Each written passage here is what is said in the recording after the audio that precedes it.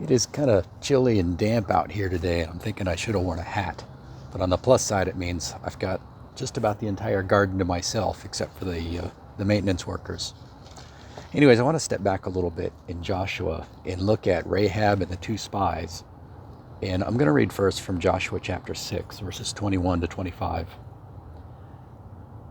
This is describing the destruction of the city of Jericho.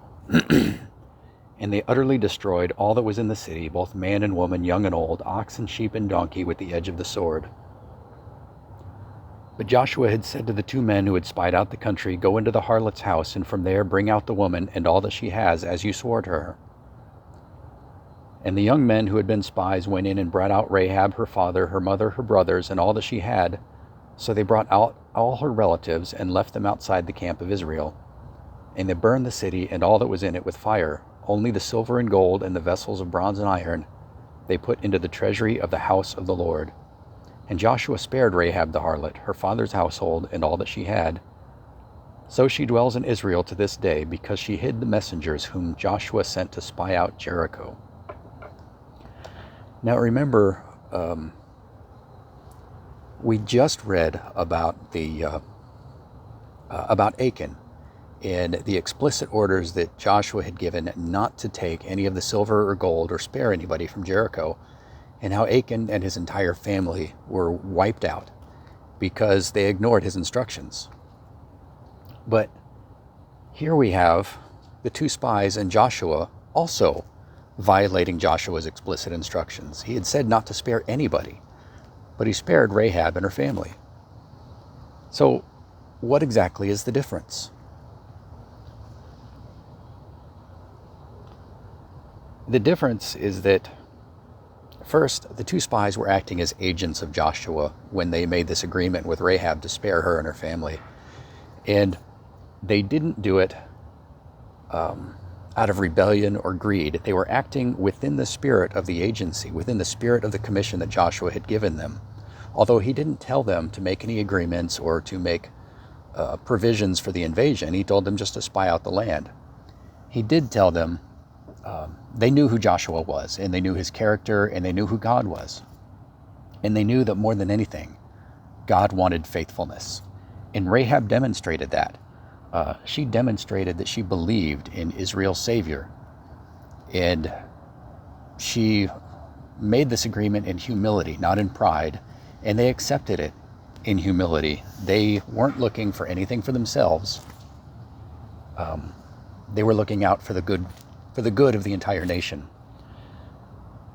You think about, the people of Midian and the Amalekites and others that God had said to destroy all of the people, and God punished them. Like he punished Saul, and he punished the Israelites who didn't kill all of the Midianites because they didn't obey his commands. But the reason that they didn't obey was selfish. They weren't acting in the best interests of Israel. They were acting in the best interests of themselves. Let me read John 14, verses 12 through 14. Most assuredly I say to you, he who believes in me, the works that I do, he will do also, and the greater works than these he will do, because I go to my Father. And whatever you ask in my name, that I will do, and the Father may be glorified in the Son. If you ask anything in my name, I will do it. And one other I want to read from James, chapter 4, verses 1 through 3. Where do wars and fights come from among you? Do they not come from your desires for pleasure that war in your members? You lust and do not have. You murder and covet and cannot obtain. You fight and war, yet you do not have, because you do not ask. You ask and do not receive, because you ask amiss, that you may spend it on your own pleasures. Yeshua said that whatever we ask in his name, we would have. So why does James say then that we ask and don't receive? And it's because Yeshua is giving us his agency. He has commissioned us to operate in the world in his name. But that means we have to respect his name and who he is. His name is who he is. And when you ask something in Yeshua's name, you are asking it within his character and within his commands. the things that are required to receive the things that you ask for in Yeshua's name.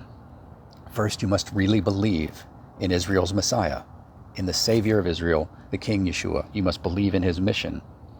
Your request must be in alignment with his mission. You can't be asking just for your own benefit. You have to be asking in humility and for the benefit of the whole kingdom.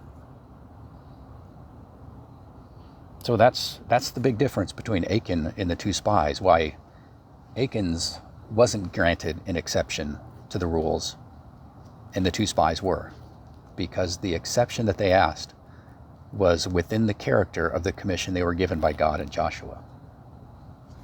This is Jay Carper from American Torah. Be blessed.